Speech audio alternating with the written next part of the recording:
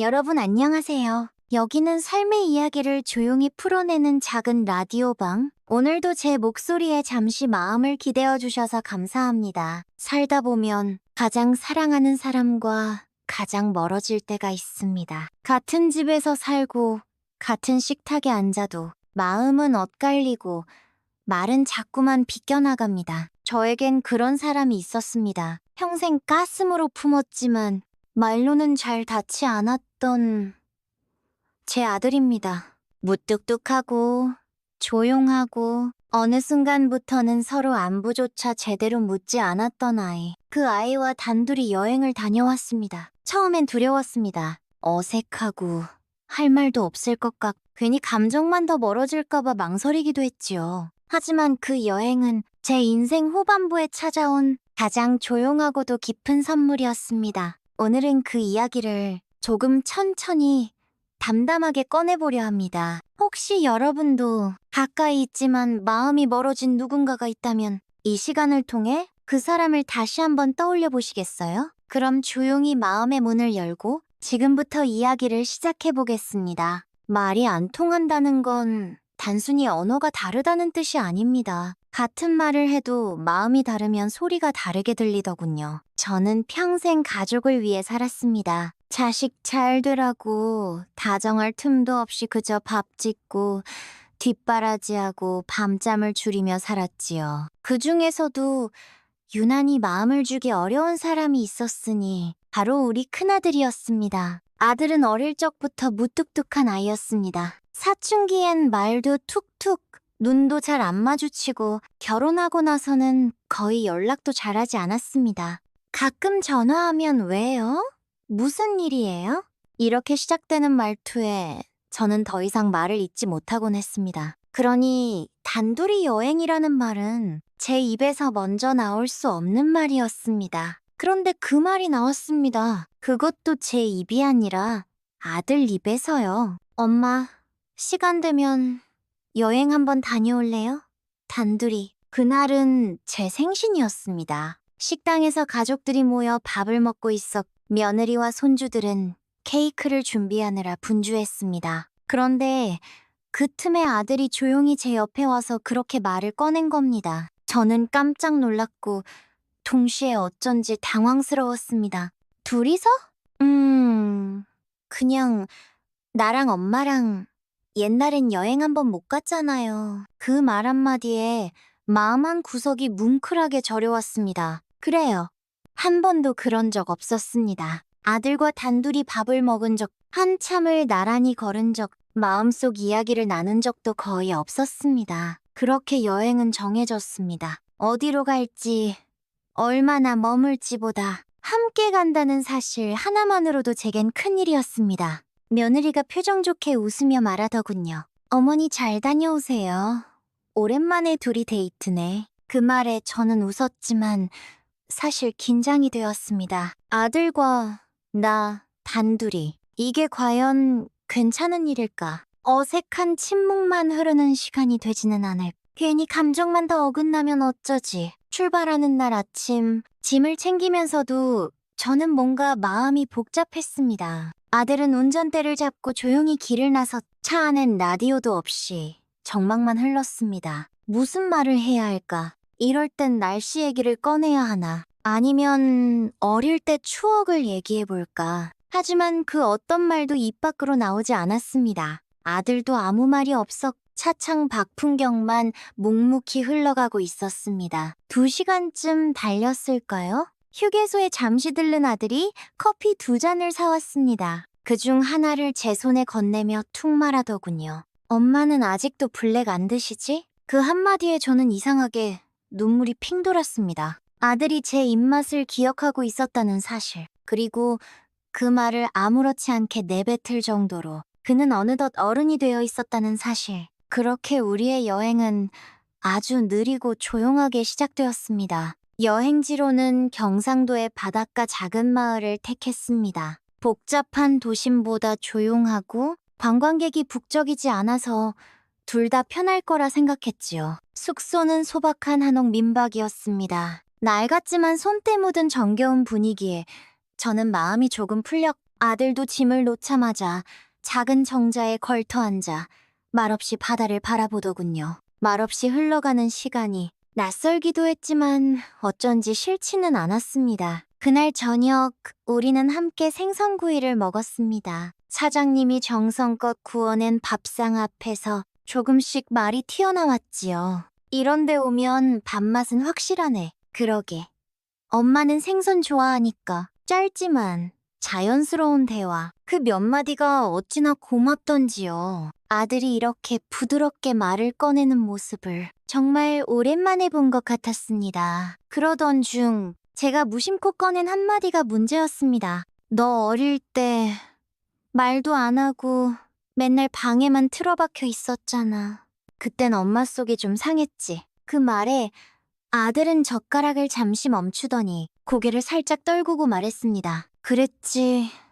근데 엄마도 그땐 나한테 말 안 걸었잖아. 순간 숨이 멎는 것 같았습니다. 그 말은 예상하지 못했던 대답이었습니다. 엄마는 늘 바빴고 힘들다는 말만 했지. 내 얘기를 들어주진 않았던 것 같아. 그 말이 틀렸다고는 할 수 없었습니다. 맞벌이하며 아버지 없이 아이셋을 키우던 시절, 저는 늘 지쳐 있었고 아이들이 투정을 부릴 여유조차 없었습니다. 하지만 그땐 그 나름대로 최선을 다했다고 믿고 있었는데 그게 아들에겐 외면으로 느껴졌다는 사실에 가슴 한켠이 먹먹해졌습니다. 그래, 미안하다. 그땐 나도 여유가 없었어. 이 말이 입에서 나오는데 시간이 오래 걸렸습니다. 한참을 멈춘 뒤에야 저는 그 말을 할 수 있었습니다. 그리고 그 말을 듣고 아들은 고개를 끄덕였습니다. 그 밤 숙소로 돌아가는 길에 우리는 함께 바닷가를 걸었습니다. 파도 소리 사이로 서로 아무 말도 하지 않았지만 그 침묵은 이제 불편하지 않았습니다. 오히려 말보다 더 많은 것들이 오간 느낌이었습니다. 마음속 오래된 서운함, 풀지 못했던 감정의 매듭, 그것들이 아주 천천히 풀리고 있었습니다. 한밤중 아들이 먼저 말했습니다. 엄마는 지금 좀 행복해요? 그 말이 그날 여행에서 가장 인상 깊은 순간이었습니다. 아들이 그런 질문을 한다는 건 이제는 어른으로서 저를 바라보고 있다는 뜻이겠지요. 저는 잠시 숨을 고르고 진심을 담아 대답했습니다. 이 순간만큼은 정말 행복하다. 여행 둘째 날 아침, 바닷바람에 이른 잠을 깬 저는 숙소 마당에 앉아 따뜻한 차 한 잔을 마시고 있었습니다. 아들은 조금 늦게 일어나 조용히 옆에 앉았습니다. 아무 말 없이 같이 바다를 바라보다 제가 먼저 말을 꺼냈습니다. 네 아버지가 살아계셨으면 너랑 이렇게 여행 다녔을까? 아들은 조금 놀란 듯했지만 이내 고개를 저었습니다. 아니요.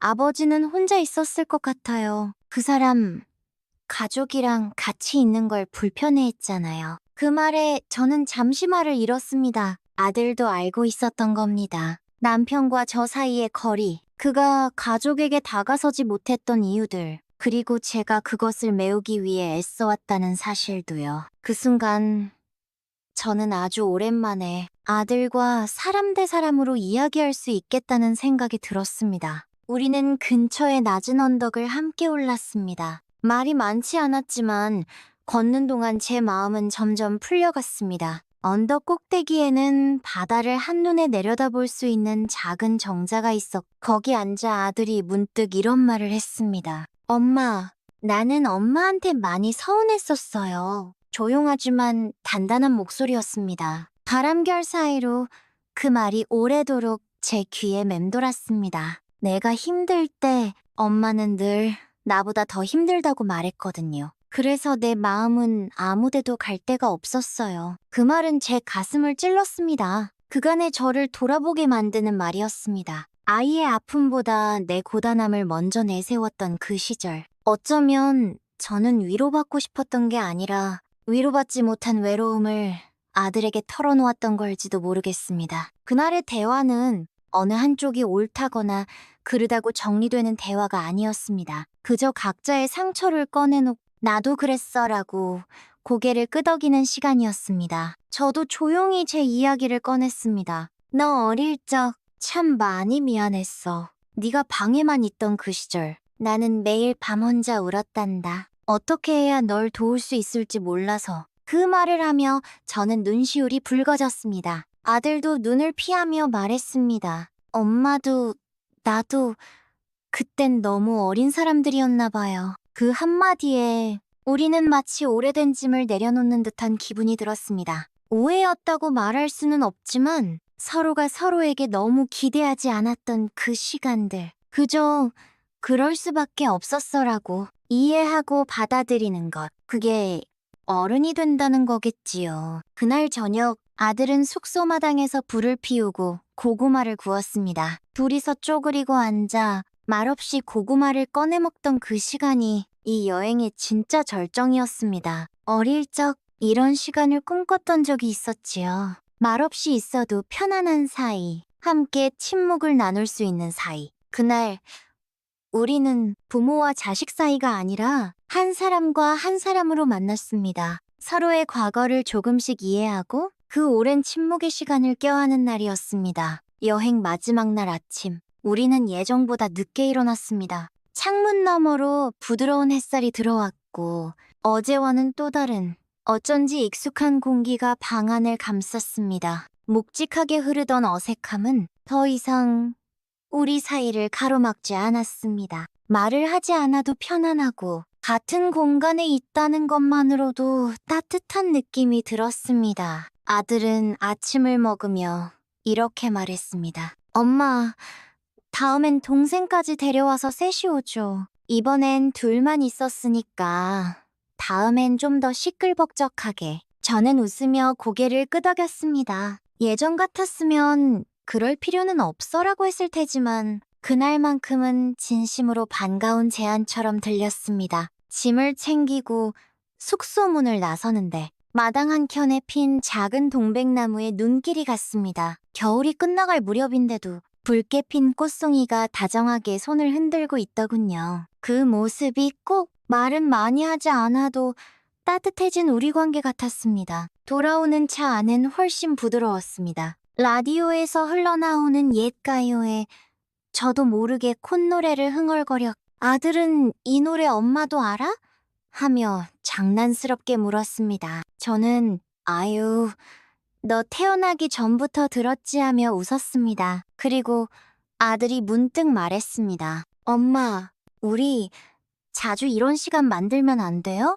큰일 없어도 그냥 하루쯤 같이 보내는 시간. 그 말에 저는 가슴이 찌르르 했습니다. 그렇게 단순하지만 소중한 제안. 나는 평생 그 말을 기다렸는지도 모르겠습니다. 사람은 나이가 들수록 자주 느끼게 되는 게 있습니다. 시간은 절대 우리를 기다려주지 않는다는 것. 내가 말하지 않으면 그 마음은 평생 말로 옮겨지지 못하고 사라진다는 것. 그래서 지금 말해야 합니다. 보고 싶었다. 서운했다. 그래도 널 사랑한다. 돌아오는 고속도로, 길게 뻗은 도로 위에서 저는 문득 이런 생각을 했습니다. 아들과 함께했던 이 짧은 여행이 어쩌면 내 인생에서 가장 깊은 여행이 아니었을까. 많은 곳을 보지 않았 화려한 관광지도 없었지만 그 안에는 오랜 침묵을 허물고 다시 손을 잡는 순간들이 있었습니다. 말 안 통하던 아들과 이제는 같은 하늘을 함께 바라보며 고개를 끄덕일 수 있게 된 그 관계. 그것만으로도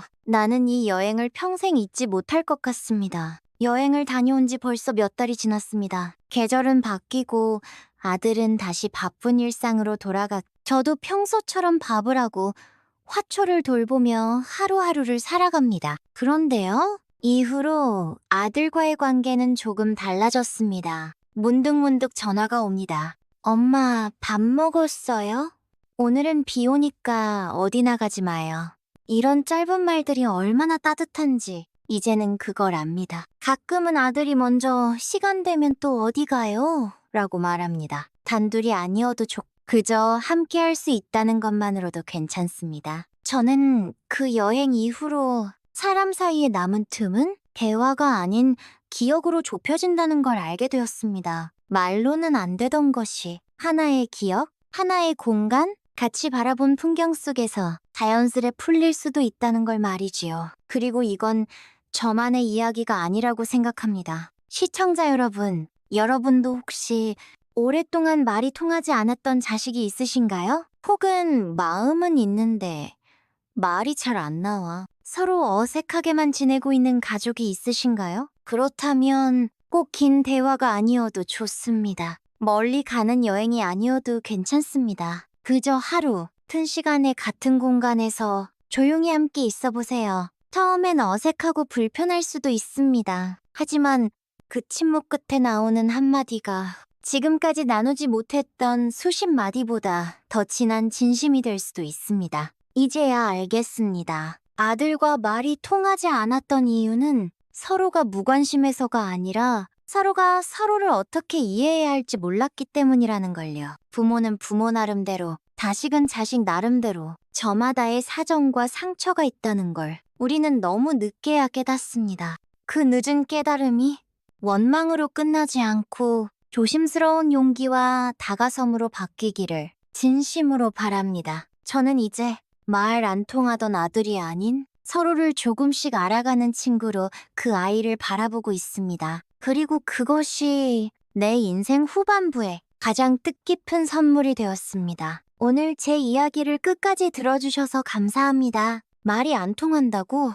서로 이해할 수 없다고 그냥 그렇게 포기하려던 사이가 있었습니다. 하지만 단 며칠, 단 한 번의 여행이 그 모든 감정을 다시 쓰게 만들 줄은 몰랐습니다. 가족이라는 건 언제나 곁에 있지만 때로는 낯선 존재처럼 느껴지기도 하지요. 가까이 있어서 더 조심스러운, 그래서 더 자주 상처 주고 많은 관계. 하지만 그 조심스러움 속에도 우리는 여전히 서로를 기다리고 있었는지도 모릅니다. 그동안 미루어뒀던 말 한마디, 하지 못한 안부 전화, 어색해서 피했던 대면의 시간들. 이제는 조금 용기 내보세요. 그 시간이 결코 늦지 않았다는 걸 저는 이번 여행을 통해 배웠습니다. 말 안 통하던 아들과 나눴던 그 침묵과 눈빛, 그 작은 불편함 속에서 우리는 처음으로 진짜 마음을 나누게 되었습니다. 오늘 제 이야기가 여러분 마음 어딘가에 작은 따뜻함으로 남기를 바랍니다.